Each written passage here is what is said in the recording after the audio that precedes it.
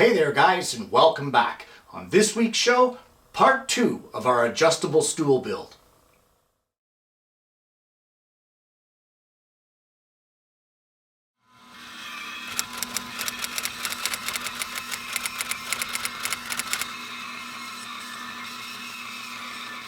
Well, the next thing that we want to do is cut out our waste areas. And although you can cut these ones here at the edge of the line, just cut carefully using the bandsaw. I'm going to use a 1/4-inch blade. For these ones here, it's up to you. You may want to cut outside the line and then use an oscillating drum to sand up to the line, whatever you're comfortable with.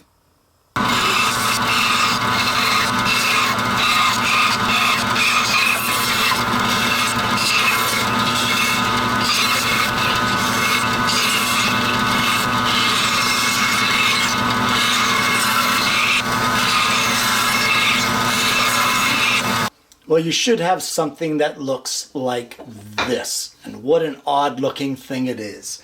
But all we're going to do is give it a good sanding all over, and we're going to take the trim router and I'm going to route out these sections right here just to give it a little bit of a round over and soften it up.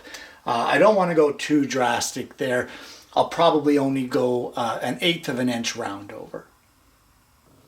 Well, at this point in time, you should have something that looks like this. And there's more to do to this, or at least a little bit, but for now we're going to sit it off to the side and we're going to turn our attention to the seat. That's that 1.25 inch thick lamination that we did earlier. And the first thing we're going to do is we're going to take it over to the bench and mark the center point. Well, much like we have on our other pieces, we're going to roughly mark the center here. We're going to center punch it. We're going to drill our little 5/64 inch hole, and then I'm going to take it over to our bandsaw. Using the circle jig, I'm going to cut a 12.5 inch diameter circle.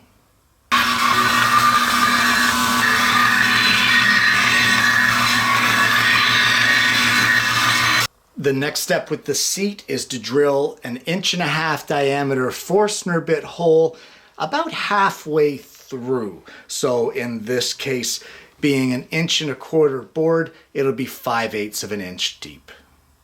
The last step to completing our seat will be a good sanding all over and then a 1/4 inch round over all the way around the perimeter on both sides of the board.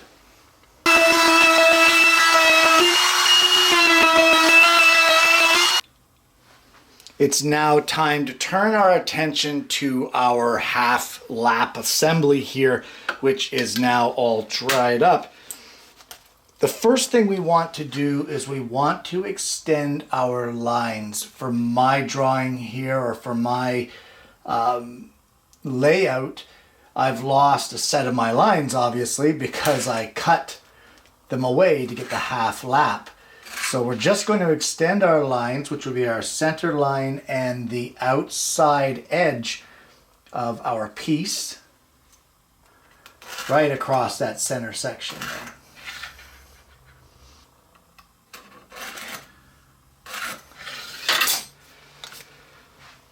Now I fear that this might get confusing, not only because of all the excess layout, but more importantly because pencil on walnut doesn't show, so it's hard to demonstrate exactly what I'm doing. But what I can tell you is that we're going to basically make the same thing that we did with that maple piece. That would be this one, except we're going to make a big brother to it, and that's what this half lap assembly is going to be. So the first thing that we want to do is we want to punch our center hole, just like we did when we made the smaller version of this. Now, using a beam compass here, we're going to mark it out at a 7.5 inch radius, which will provide us with a 15 inch circle.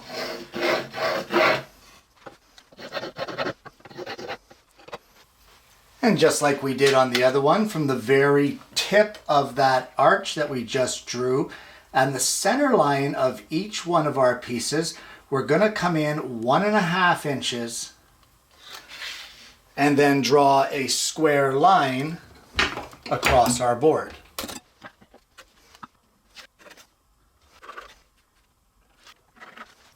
And then just like we did with our smaller one, we're going to draw a line 1/2 inch out from the center line of each leg. And that will give us that cutout that is 1 inch wide, just like we did on the smaller version of this.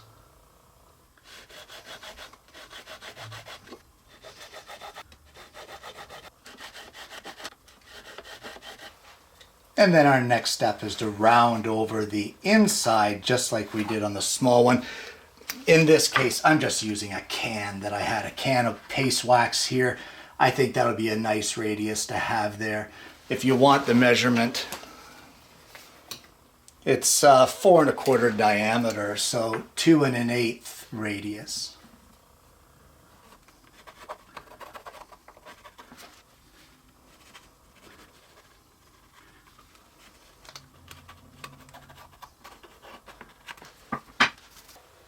Well, now that you've got the layout done, you need to drill that 5/64 hole in the middle, and that's our pivot point again. And then the process is exactly the same as the smaller one that we made for the top of our stool. And for that, you'll end up setting the radius of your circle cutting jig to 7 1/2 inches, which will yield us a 15-inch circle here. And then we'll cut out our little square 1 inch wide notches, and as well we're going to cut out those corners, making sure that we get that nice radius in there. Sand it up, route it with your 1/4 inch round over, or sorry, 1/8 inch round over to soften it up just like we did on the smaller version. Give it a good sanding and then we can move on. Well, that is the majority of the parts, at least the somewhat tricky ones, and now we need the legs. And for that, we're going to make a template. And for that, you're going to need a piece of 1/4 inch MDF. It's going to be 7 inches wide and 18 inches long. As always, when it comes to doing the layouts, I will do my absolute best to make it as simple as possible. So just try to follow along and we should be just fine. This will be the top of the leg and it will arch down into this lower corner, which will be the foot or the bottom. It's a pretty simple design for the legs, and starting in this top corner, we're going to place a mark down from the top at 1.5 inches. Right there. I don't know if you can see that, but it's just a little tick mark. Then from this edge, we're gonna come in from the side at 1 1/4 inches. So we'll place that mark right at the top, right there.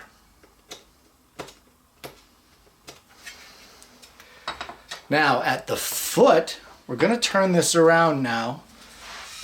Try not to lose track of where you are with this, but we're going to come in from the edge of the foot 1 inch, and that will be the width of our foot. Now, we need to draw an arch, and we need to go from this mark here at 1 inch right up to this mark that we placed here at 1.5 inches. And then we need to place an identical, almost parallel mark from this corner all the way up to the mark that we placed right here at 1.25 inches. Well, we're going to be using this bow in order to shape our legs, and it's really not that difficult. This is just a matter of personal preference. I've put the foot down here at this end again, and all we're going to do is try our best to line things up, get an arch that we think looks good, and once we're happy with that, we're going to mark it on our template. Now this will be the outside line. And then once we get that down, we'll line things up and draw the inside line.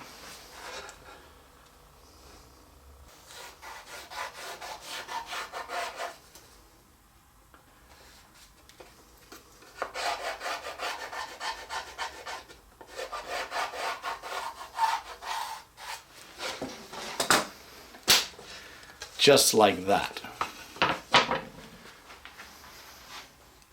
Now that we have this leg drawn, we're going to take it over to the scroll saw. I'm going to cut it out just outside the lines, and then I'm going to go over to the oscillating drum and sand this as best I can to make it as perfect as I can, because this will be our template to route all of our legs for our stool.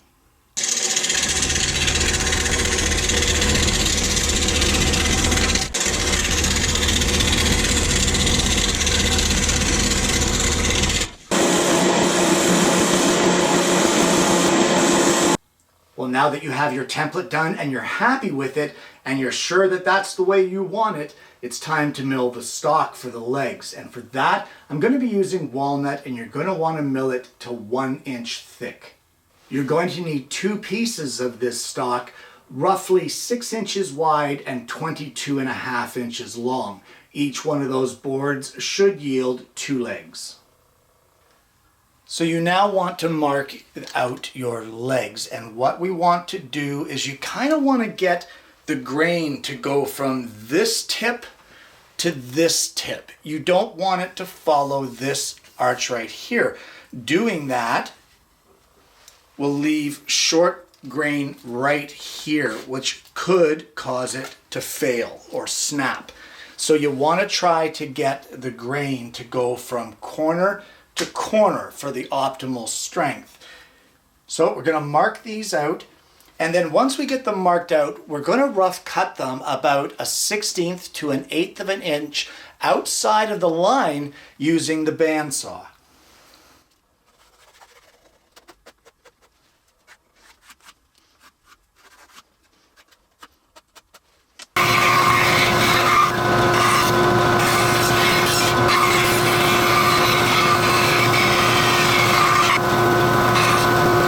At this point, you should have 4 legs, and it's time for their final shaping.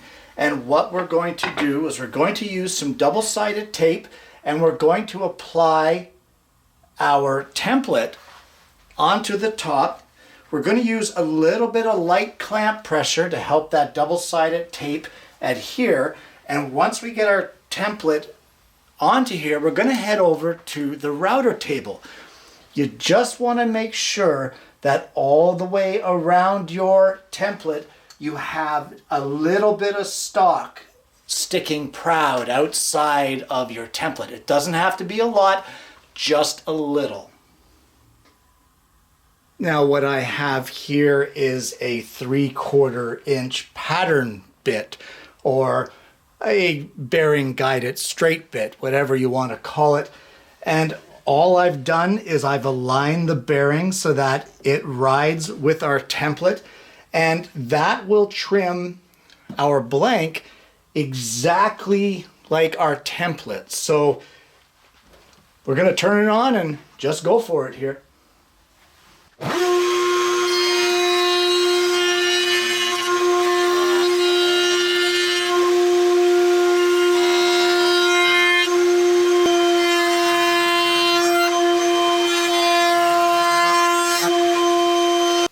Unfortunately, once again, that's all the time we have for this week.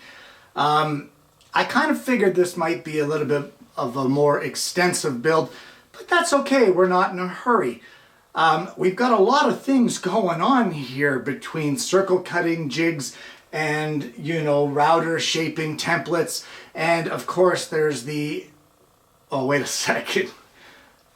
If you want to know what comes next, you're going to have to join me next week when I bring you yet another woodworking video, which has been drying and is now ready to cut. So you guessed it, we're going back over to that circle jig cutting. Oh, crap.